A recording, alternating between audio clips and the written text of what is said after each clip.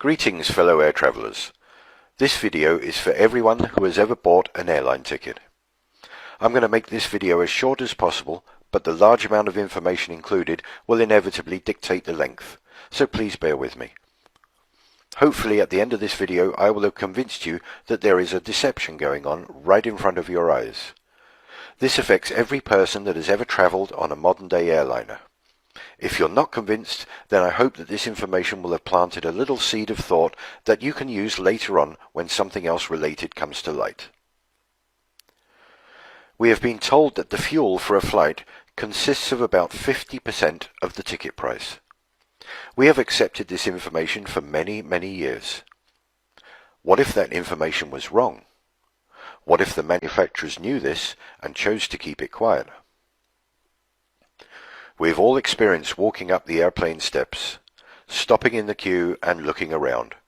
We look at the wings, we look at the engines, and marvel at the size of these amazingly powerful pieces of modern technology. Sometimes we also see the fuel being pumped into the wings. We think nothing of it. But what happens if we put our common sense hat on and take another look? The Airbus A380 is a truly amazing feat of engineering. In a purely bums-on-seats configuration, this aircraft can take almost 900 passengers. A typical coach takes about 50 passengers, so the A380 can take approximately 18 coachloads of people. That's a lot of people. According to their own specifications, the A380 can take 323,525 litres of jet fuel in the wing tanks. That works out at roughly 260 metric tons, or 130 tons of fuel in each wing. I'll let that sink in for a minute because that is very, very heavy. That is the same as 16 red London double-decker buses on each wing. Or to put it another way, a herd of 22 fully grown elephants on each wing. How does that sound to you? Pretty incredible, right? But you can look this information up in the specifications and check it for yourself. Most of us have seen a plane refueling. They connect one or two hoses underneath the wing, connect that to a pump on board a refueling truck, which then pumps the fuel from underground tanks. This takes about 45 minutes for a full load. We never see the amount being pumped because the tanks are not visible. Let's make them visible and see how that looks. It would take 16 of these 20,000 litre trucks to fill the A380. Where does all this fuel go? In the wings, you say? Okay, let's take a look at the wings, and you tell me where you think it all goes. This is the A380 wing. Pretty huge. Let's put a fuel truck next to it. And another. And another. And another. And 4 more. Just for this wing. Another 8 go into the other wing. Can you see what I'm saying? Now let's take a look at the wings on these aircraft. This is the new Dreamliner taking off in a spectacular fashion. Observe the thickness of the wings. How many fuel trucks would fit in those wings? Okay, let's take a look at the fill rate. To fully fill the A380 takes approximately 45 minutes. To fill an Olympic-sized swimming pool takes about 4 days. I think people are going to be really excited. That is 2.5 million litres of water. The capacity of the A380 is about 8% of the volume. 8% of 96 hours is 7.6 hours. That's a lot longer than 45 minutes. So maybe the filling equipment is much faster for a plane. Let's take a look. This is filling a swimming pool. And this is filling an aircraft. To fill the tanks of an A380 in 45 minutes, you would have to have a pump and a hose that could pump 7,189 litres of fuel per minute. Let's look at something. that pumps at about half that speed. Now the plane, now the fire hose. Don't you think that filling that wing with that sort of pressure would just rip a hole right through the top? It's only made of aluminium. So far, we have no room for all of that fuel, an incredible weight of fuel, and a filling procedure that makes no sense whatsoever. Time to take a look at moving around with large bodies of liquid. The size of a large car's petrol tank is about 70 litres. Don't you sometimes wish that your petrol tank was bigger so you wouldn't have to fill up so often? There are reasons why this is so. Number one, the weight would drastically reduce the performance of the car.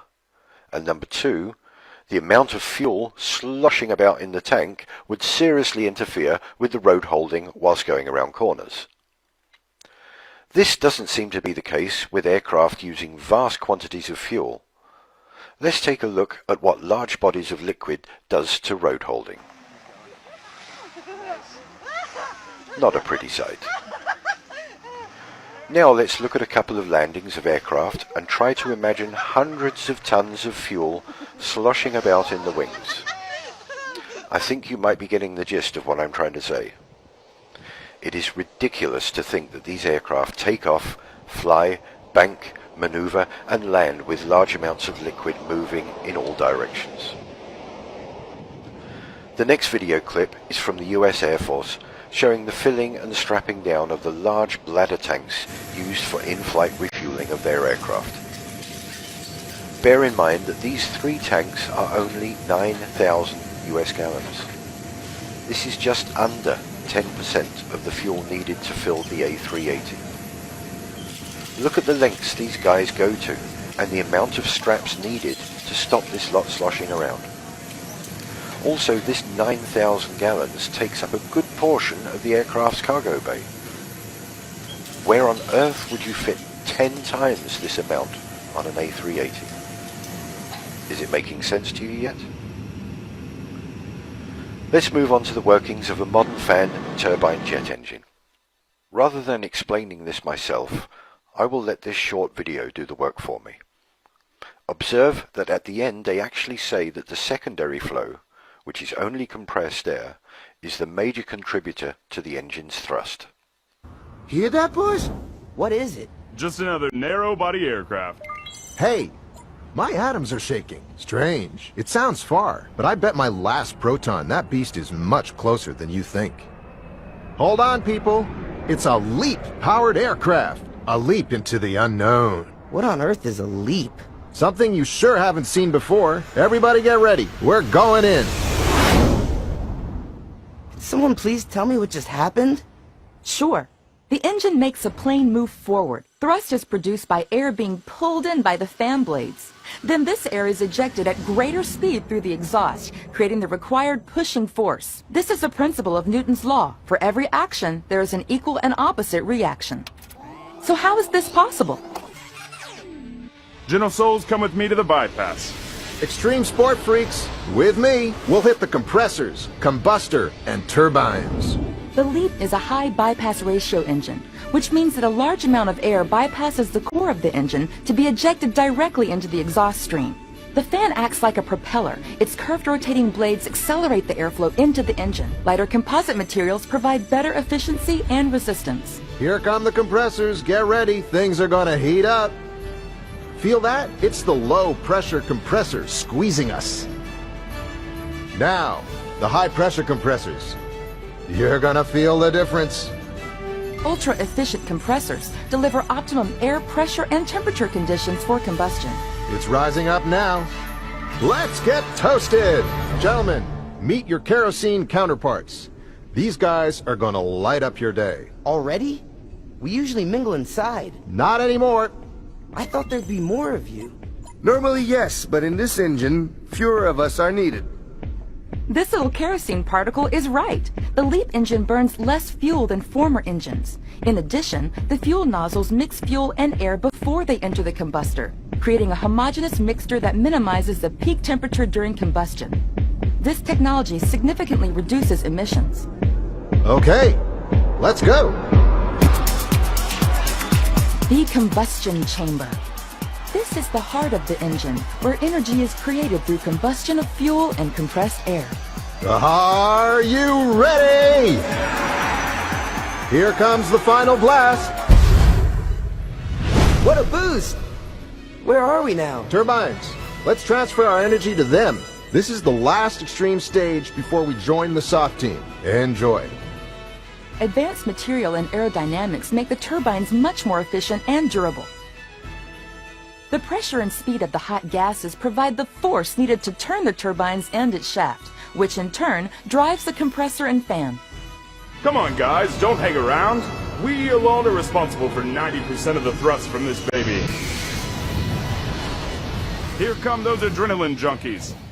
So, how was it? Fast, hot, and fantastic. What a trip! Are you kidding me? It was us in the primary flow that did most of the job. Not exactly, kid. It's teamwork. We definitely need each other. We provided the energy to drive the engine, and they provided most of the thrust to make the aircraft move forward. Hey, boss. Sounds like we're in luck today. You said it. It's game on again, boys. Let's go.